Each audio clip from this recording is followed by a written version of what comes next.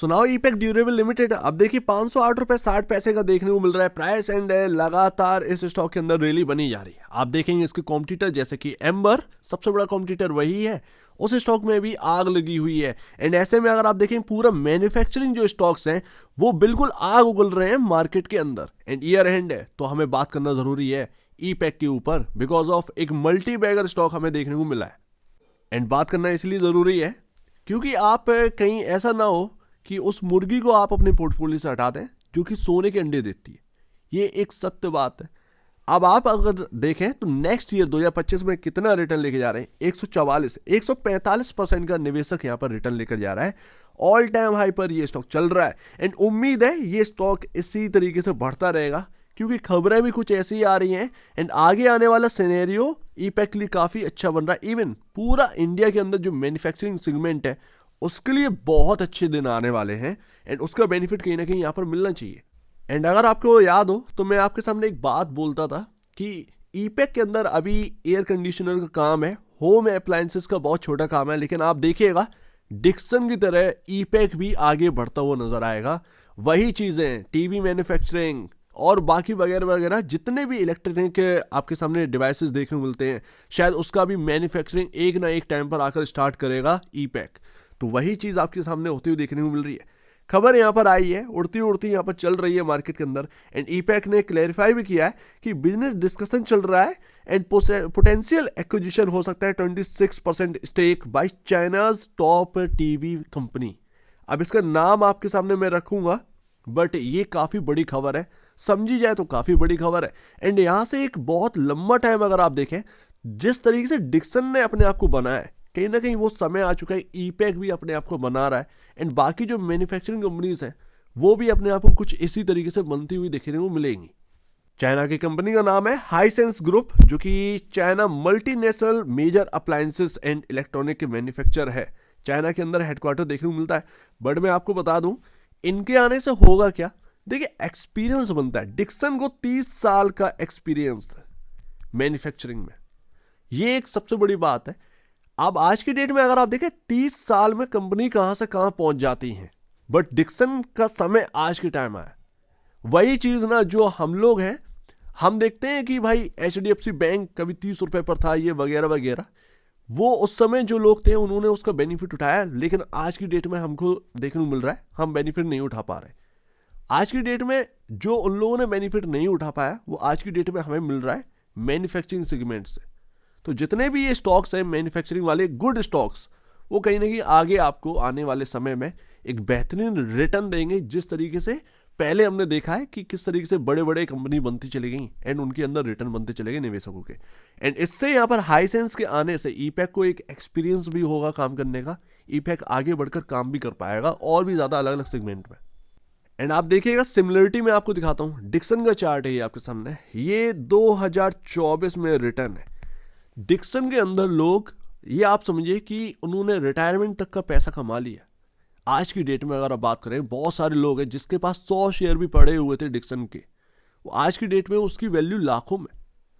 तो इस तरीके का पैसा क्रिएट किया एंड ये आगे भी रहेगा।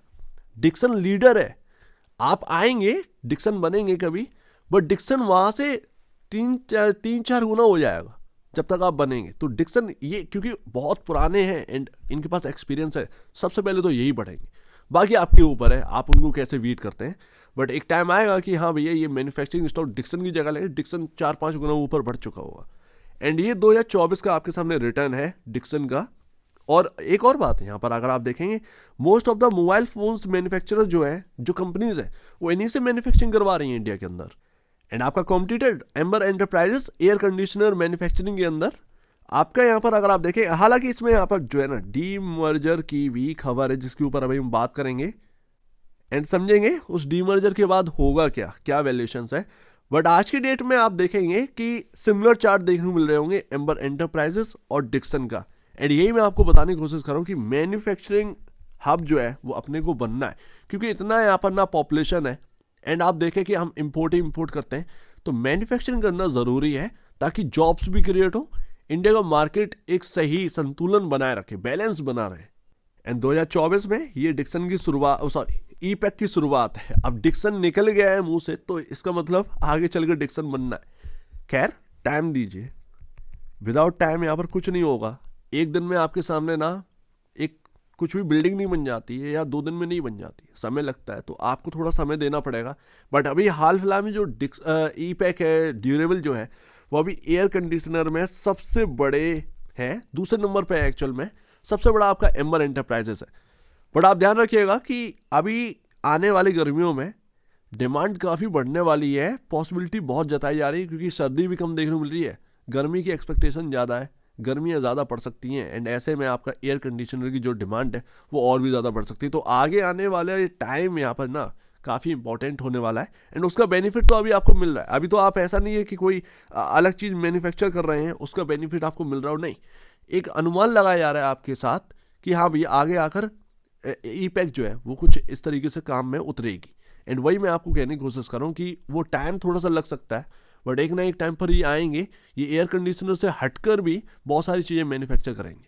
एंड देखिए इस स्टॉक को तो मैं ऑलरेडी आपसे कहता था 200 रुपये पर, 180 रुपये पर, कि इसको अलग नहीं हटना है, ये बहुत ही चीप वैल्यू पर मिल रहा है। आगे चलकर यहाँ पर जो है ना आपको बेनिफिट जरूर मिलता हुआ नजर आएगा। वही चीज़ आपके सामने होती हुई मिली है, लमसम 2.5 गुना हो गया है स्टॉक। लोग एक्सपेक्ट नहीं कर रहे थे, बट मैं 400 कह रहा था, तब मैं कंपेयर करता एम्बर से, प्राइस टू बुक वैल्यू से, तो मैं प्राइस टू बुक वैल्यू के बिहाफ पर मैं आपको बताता था। बट आज की डेट में कुछ और ही चीज़ें हो रही हैं जिसके लेकर आप देखेंगे इंटरेस्ट बहुत बना हुआ है, एंड ऐसे में वैल्यूएशन और बढ़ भी सकती है आपसे होप में, एक्सपेक्टेशन में। तो ये आगे चलकर और भी थोड़ा सा यहाँ पर एक्सपेक्टेशन बढ़ सकती है, ये भी ध्यान रखें। एंड मार्केट कैप में काफ़ी छोटा है, तो एक इंटरेस्ट शायद लोगों का इस तरफ और भी आ सकता है जो पहले नहीं आया, इसको भी ध्यान दें। 101.95 का पी रेशियो चल रहा है, एंड 5.33 का प्राइस टू बुक वैल्यू चल रहा है। एंड आप देखेंगे एम्बर एंटरप्राइजेस 11.94, ऑलमोस्ट 12 टाइम पर यहाँ पर ट्रेड कर रहा है प्राइस टू बुक वैल्यू पर, एंड 5.33 टाइम पर आप जो है ई पैक पर ट्रेड कर रहे हैं।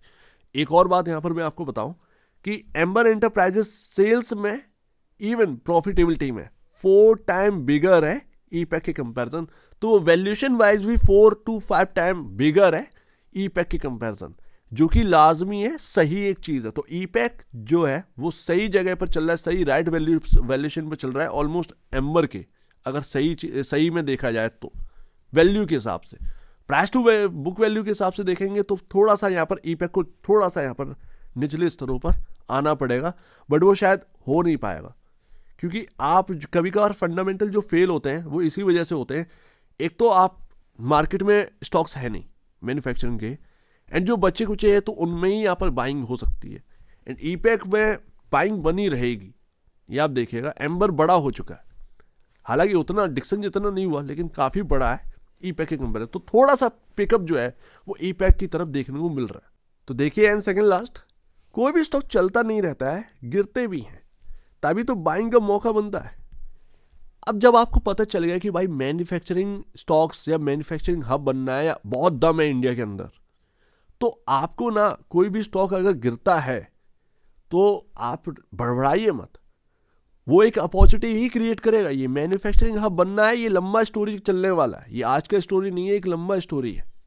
तो वो चीज़ अगर आप बिलीव करते हैं तो स्टॉक के गिरने पर आपको बड़बड़ाना नहीं है, उसमें एक अपॉर्चुनिटी ही छाननी है। मान लीजिए ई पैक नीचे आता है, तो क्या आप अपना नज़रिया चेंज कर देंगे? नहीं ना, तो ऐसा नहीं करिएगा, ज़्यादा बेहतर है थोड़ा सा स्ट्रेटजी के साथ चलिएगा इन स्टॉक्स में, क्योंकि पैसा भी इन्हीं स्टॉक्स में बनेगा। नया सेक्टर है भैया, हमने कभी मैन्युफैक्चरिंग में इतने अच्छे तरीके से उतार देखा नहीं है, ठीक है ना, उतरना अपने आप को देखा नहीं है। इंडिया फर्स्ट टाइम है कि इतनी स्पीड से उतर रहा है, एंड इस तरीके से कंपनियां जो है अपने आप को आगे बढ़ा रही हैं, एंड वो आगे चलता रहेगा ये सारी चीज़ें। तो ये एक ना वो मुर्गी है जो सोने का अंडा देती है। अब वो मार्केट के अंदर गिरावट आई एंड स्टॉक के अंदर थोड़ा सा गिरावट आई, तो आप उसको जो ना बेचबाच मत दीजिए, ये एक चीज़ है, उस मुर्गी को हटाया नहीं जा सकता। एक एग्जाम्पल के तौर पे कह रहा हूँ, बाकी आपकी अपनी इच्छा है जो भी करना है, बट मुझे लगता है कि लंबे नज़र से देखिए कोई छोटी मोटी गिरावट आ भी जाती है, 100 रुपये 200 रुपये की गिरावट ऐसी आती जाती रहेंगी, ठीक है ना, आती जाती रहेंगी। तो वो चीज़ ना आपको याद रखनी है, गिरावट आएगी वो वापस से चलने लगेंगे, क्योंकि चलना यही सब है, यही सब चलना है। अभी अगर आप देखें तो क्या देखने को मिल रहा है, आपके सामने टॉप पर है 505, 510 के अराउंड आपको जो है स्टॉक देखने को मिल रहा है, टॉप पर चल रहा है। एंड यहाँ पर इंपॉर्टेंट लेवल क्या है, 366 एंड उसके बाद 279। तो ये काफ़ी इंपॉर्टेंट लेवल है, लेकिन हम उन इंपॉर्टेंट लेवल से काफ़ी दूर है। हाल फिलहाल में क्या इंपॉर्टेंट लेवल अपने को देखने को मिलता है, 450 रुपये।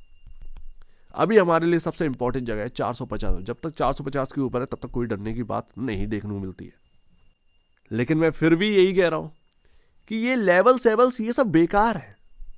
मैं आपको रियल बता रहा हूँ, ये लॉन्ग टर्म वाले कुछ स्टॉक होते हैं जिन्हें छेड़छाड़ नहीं किया जाता। ये लेकर रखने वाले स्टॉक है, भूलने वाले स्टॉक है, समझ रहे ना। अगर कुछ लोग भूल गए होंगे कि मेरे पास ईपैक डला है, तो आज की डेट में वो देख रहे होंगे यार कहाँ पहुंच गया ये। उनको तो याद भी नहीं रहा कि मुझे आईपीओ में मिला था। मेरा एक फ्रेंड है, उसको आईपीओ में मिला, वो भूल गया, मैंने याद दिलाया उसको कि यार ईपैक नाम की कंपनी है एंड ये काफ़ी अच्छा कर सकती है। तब उसने कहा कि अरे मेरे पास तो आईपीओ मिला था, मुझे शायद मेरे पास रखा हुआ है। वो अपना अकाउंट देखा, उसके पास ईपैक के स्टॉक निकल आए, समझ रहे ना। तो इस तरीके से वो भूल गया, उसका रिटर्न बन गया। तो ये ना हकीकत है, कुछ चीज़ों को इग्नोर करना पड़ता है। वो नहीं चल रहा है, कोई बात नहीं है। क्या ट्रस्ट है उसके ऊपर? अगर ट्रस्ट है तो बिल्कुल वो करके दिखाएगा, बस इतना सा ही है।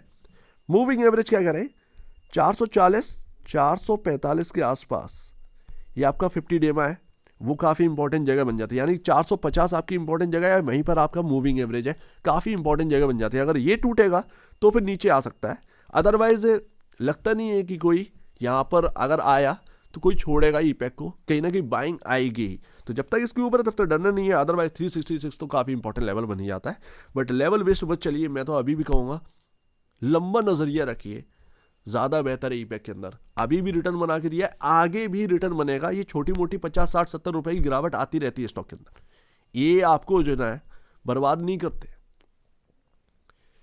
ये जो गिरावट आती है ये आपसे ये नहीं कह रहे हैं कि आप भागो यहाँ से, भगाने के लिए ही है।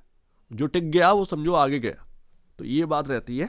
उम्मीद है ये मेरा समझाना है, ऐसा नहीं है कि पर्सनल व्यू है मेरा। मैं ये नहीं कह रहा हूँ कि बाय कर लीजिए या सेल कर लीजिए, क्योंकि मैं 200 180 के अराउंड आपसे चिल्ला ही कह रहा था कि ईपैक ही चलेगा, ये लॉन्ग टर्म के लिए अच्छा स्टॉक है। वो अच्छा निकल गया एंड आगे भी कहीं ना कहीं अच्छे यहाँ पर जो है ना देखने को मिल रहा है सिनेरियो, तो मैं आपके सामने बता रहा हूँ इस तरीके से। अदरवाइज आपकी इच्छा है, आप बाई करें, सेल करें या होल्ड करें, ये आपकी पर्सनल जो है वो व्यू होना चाहिए। एंड उसमें जो है आप अपने ब्रोकर है एडवाइस से जरूर सलाह लीजिएगा, या खुद की स्टडी करेगा, उससे बेहतर कुछ भी नहीं है। खुद की स्टडी मस्ट है। तो आप दीजिए वीडियो देख लिया, बहुत धन्यवाद दोस्तों।